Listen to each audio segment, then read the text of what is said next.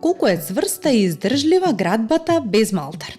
Навидум доста цврста, како што ќе видиме ако го посетиме италијанскиот град Алберобело.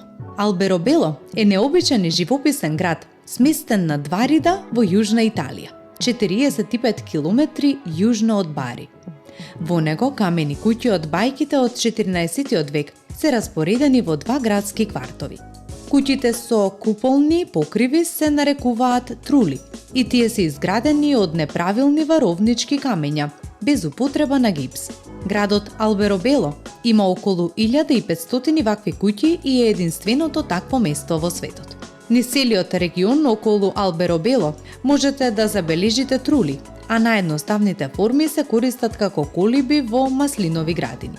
Нивните ѕидови се доста дебели, што ја прави конструкцијата стабилна и ја одржува внатрешната температура.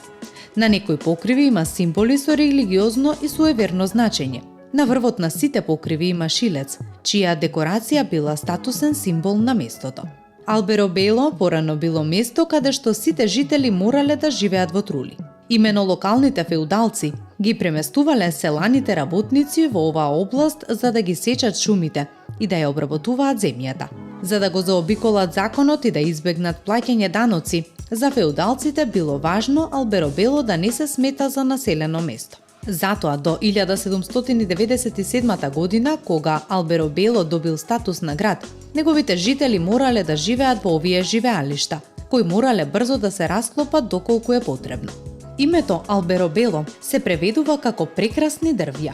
Според легендата, тука во минатото имало дабова шума. Денес некои куќи се дом на продавници за сувенири, музеи и ресторани. Некои се изнајмуваат како станови, дури и со базен во дворот, што е одличен бонус ако патуваме со деца. Додека во некои што се уште се населени денес може да се влезе и да се видат однатре.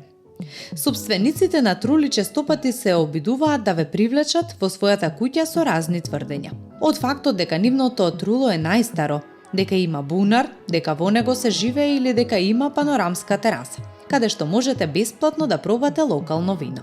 Најпознатиот сувенир од Алберобело е секако намален модел на трули. Но ќе најдете и домашно приготвено сирење, колбаси, колачи, маслиново масло, вино и ракија. Виното може да се купи и на чаша во многу продавници за сувенири. Можете да стигнете до Алберобело со воз или со изнаемен автомобил од Бари. Бидејќи патот од Бари е доста краток, Алберобело често се посетува на еднодневни излети. И покрај малата големина, Алберобело е град кој нуди многу опции. Можете да шетате и да се изгубите во уличките, пркајќи мириси и бои.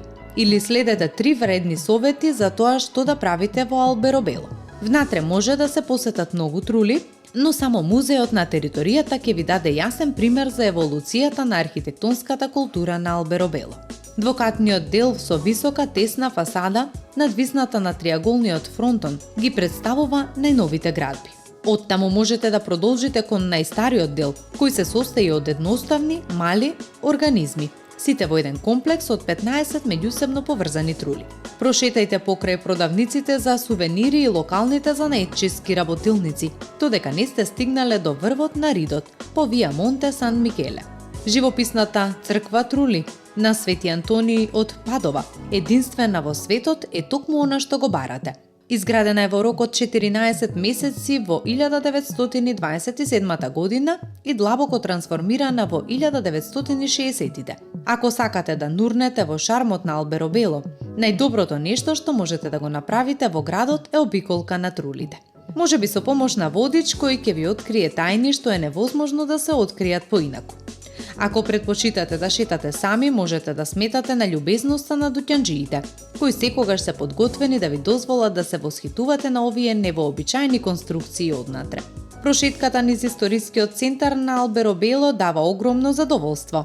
Ако сакате да направите пауза за време на ручек и да се почестите со кулинарски искуства, што нема да ги заборавите, внимателно треба да ја изберете вашата храна во Алберобело. Препорачуваме да започнете со вкусните аполски тестенини, прелиени со врвови од репка и солени инчуни.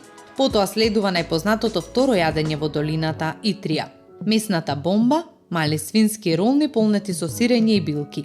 Вреди да се пробаат и петоле, Вкусни топчиња од квасено тесто пржени во врело масло. Типични за божитните празници, тие може да се јадат и додека шетате. Завршете со овошје и дегустација на баратиер. Летно овошје со крцкаво месо кое дава моментална свежина. Епа, драги наши, после сите овие информации, сигурни сме дека ова волшебно место ќе се најде на вашата листа за патување ова лето.